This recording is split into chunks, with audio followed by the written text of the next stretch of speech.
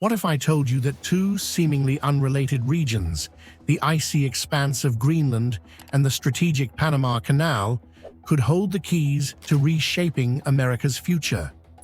What's really happening behind the scenes of President Trump's ambitions? Is this merely an effort to expand influence, or is there a deeper, more mysterious agenda at play? President-elect Donald Trump has revived his desire to claim Greenland from Denmark for the US. Buying Greenland from an autonomous Danish territory was a top priority for Trump during his first term in office. In this video, we'll uncover the surprising connections, explore Greenland's icy secrets, and dive into the political storm surrounding the Panama Canal. Stick around, because by the end, you'll understand why these regions matter more than you think, and why Trump isn't backing down. Why Greenland? Greenland, which is 80% covered in ice, might seem like an odd target for any president. But beneath that frozen surface lies something far more valuable. Rich deposits of rare earth minerals, essential for technology and defense industries, are hidden within its rugged terrain. Could it be that Trump viewed Greenland as America's ticket to dominating the global tech race? Trump is also floating the idea of buying Greenland, a Denmark territory, the world's largest island rich in oil and minerals and located near the Arctic, another area of strategic competition. And let's not overlook geography. Greenland's strategic position in the North Atlantic makes it a crucial geopolitical asset with considerable military and economic significance. In between North America and Europe, and close to the Arctic, it serves as a gateway for transatlantic travel and trade routes. Its nearness to the Arctic Circle also establishes it as a key player in the developing Arctic shipping lanes, which are becoming more navigable due to melting ice. Greenland's location is also important for military strategy, as it is home to the US Thule Air Base, a vital part of the North American missile defense system that provides surveillance over the Arctic region. Furthermore, Greenland's untapped natural resources, such as rare earth minerals and oil, make it an appealing target for global powers seeking influence. As climate change alters the Arctic landscape, Greenland's strategic role becomes even more critical for managing new trade routes, resources, and military access, underscoring its significance in global geopolitics. Does this suggest that Trump envisioned a future where Greenland secured America's dominance in Arctic geopolitics? He explained some of the reasoning behind that in this extensive Christmas Day post on Truth Social. Trump also suggested making Canada the 51st state and acquiring Greenland for national security purposes. Denmark, however, was not impressed. When Trump suggested the idea of purchasing Greenland, the Danish government quickly turned it down.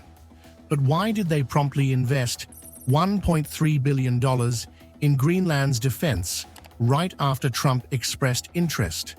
Were they trying to shield Greenland from potential American influence, or was there something more significant at play? For many years, we have not invested enough in the Arctic. Now we are planning a stronger presence. It is ironic that it coincides with the announcement from the United States.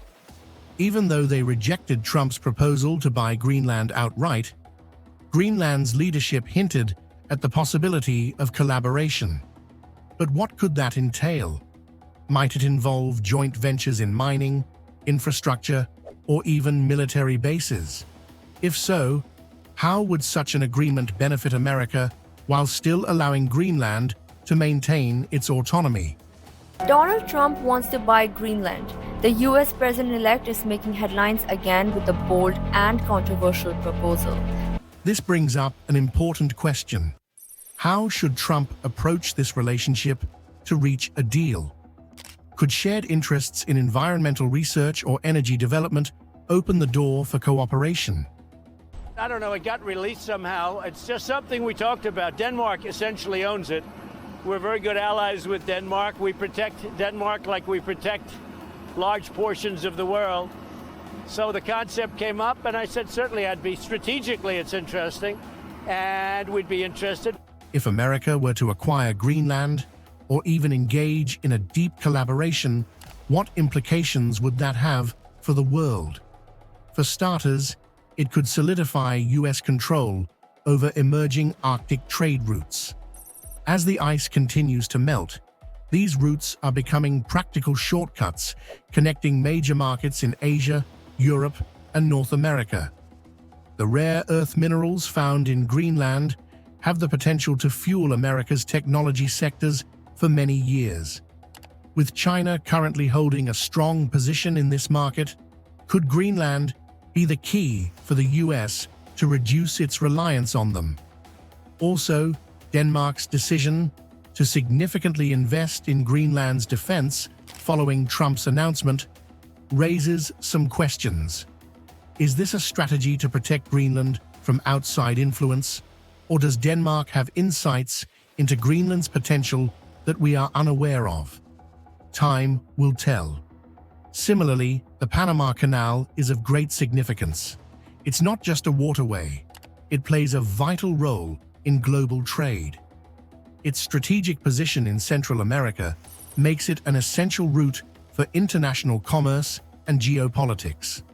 By linking the Atlantic and Pacific Oceans, it significantly cuts down shipping distances and costs, allowing ships to save around 8,000 nautical miles when traveling from New York to San Francisco. This efficiency is crucial for global trade, connecting important trade routes across Asia, the Americas, and Europe. Moreover, control over the canal has historically provided geopolitical advantages, serving both economic and military needs. The expansion in 2016 to accommodate larger vessels has further reinforced its status as a key trade hub. From a military perspective, it offers strategic benefits by facilitating quick naval movements between the oceans. As global trade continues to expand, the canal remains essential, highlighting its lasting significance. However, there's a catch. The Panama Canal is under the control of Panama, and its government has shown no inclination to give up that control. So, what's Trump's plan to exert influence here? Will he seek to negotiate, use economic pressure, or, as some critics worry, could coercion become a possibility? Panama's President Jose Raul Mulino hit back strongly saying, and I quote, "The Panama Canal belongs to Panama and will always remain ours. Our sovereignty is non-negotiable," end quote. Securing influence over the Panama Canal presents its own set of challenges. The president of Panama has shown no interest in cooperating. This raises an important question. What happens if Trump's ambitions conflict with Panama's sovereignty? The fees being charged by Panama are ridiculous, highly unfair. This complete ripoff of our country will immediately stop. Panamanian President Jose Mulino swung back, saying every square meter of the Panama Canal and its adjacent area belong to Panama, which brought this response from Trump: "Welcome to the United States Canal." The canal has always been a geopolitical hotspot. Any attempt by the US, which can be expected in Trump's regime, to exert control could lead to international tensions, not only with Panama, but also with nations that depend on the canal for their trade. Donald Trump, the United States president-elect, has threatened to demand control of the Panama Canal after accusing Panama of charging excessive fees for U.S. ships passing through the crucial waterway. In a post on his Truth Social platform, Let's take a moment to consider, why do these two distant regions hold such significance for Trump? The answer likely lies in their combined economic and strategic value. Greenland is rich in untapped resources and offers military advantages, while the Panama Canal serves as a crucial trade route that could transform American commerce. But here's where it gets intriguing. What if Trump's focus on Greenland and the Panama Canal goes beyond mere resources or trade routes? Could it be part of a larger strategy aimed at re-establishing America's global dominance in a time of changing power dynamics. Some believe these actions are just the start of a more extensive plan. Is this the foundation for a new era of American-led alliances and infrastructure initiatives? Both regions are fiercely independent and closely monitored by global powers.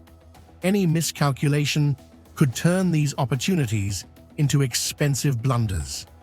Now, we want to hear from you. What are your thoughts on Trump's plans for Greenland and the Panama Canal? Are these bold initiatives essential for America's future, or do they represent risky bets? Could Greenland's frozen resources and strategic position genuinely elevate America's status in the world? And should the Panama Canal stay under Panama's authority, or does America have a legitimate claim to exert influence there? As we've discussed, Trump's interest in Greenland and the Panama Canal extends well beyond mere ambition. These areas symbolize chances to secure resources, control trade routes, and redefine America's role on the global stage. However, with significant stakes and strong opposition, the way forward is anything but straightforward. Will Trump's vision materialize, or will these aspirations remain a distant dream and an elusive vision? Only time will reveal the outcome. Every citizen, I will fight for you, for your family, and your future. Every single day I will be fighting for you, and with every breath in my body, I will not rest until we have delivered the strong, safe, and prosperous America that our children deserve and that you deserve. If you enjoyed our video today, make sure to like it and subscribe to the channel for more informative content like this. Until then, see you next time.